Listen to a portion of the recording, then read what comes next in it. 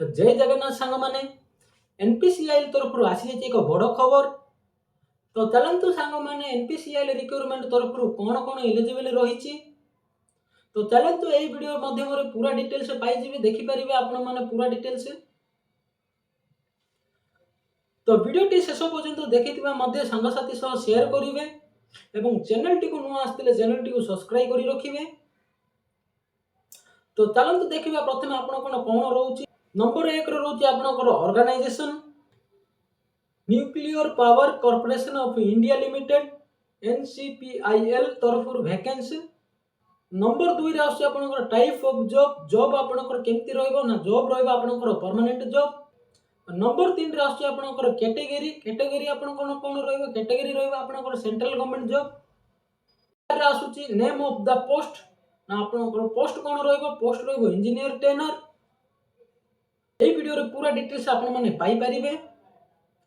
तो वर्तमान देखंतु नंबर 5 रे आसुची एप्लीकेशन मोड आपण कोन रहइबो एप्लीकेशन मोड आपण रहइबो ऑनलाइन प्रोसेस।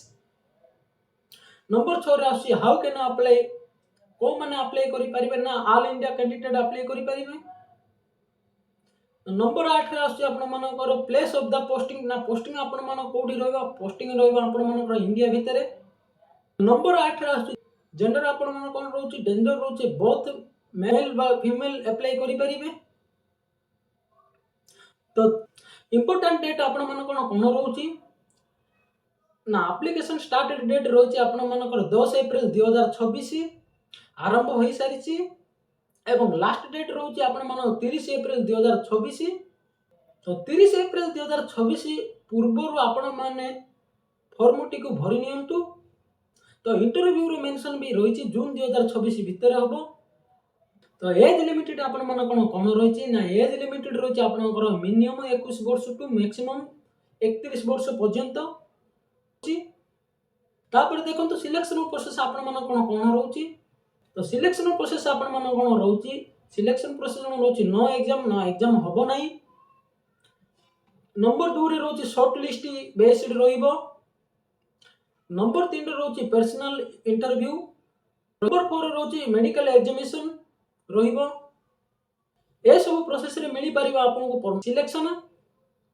तो चलंतु देखिबा इंपोर्टेंट डॉक्यूमेंट गुडा कोन कोन रहउची। नंबर 1 रे रहउची आपनकर ऑल एजुकेशन क्वालिफिकेशन सर्टिफिकेट बा मार्कशीट। नंबर 2 रे रहउची आपन मानकर recently colour photo passport size photo.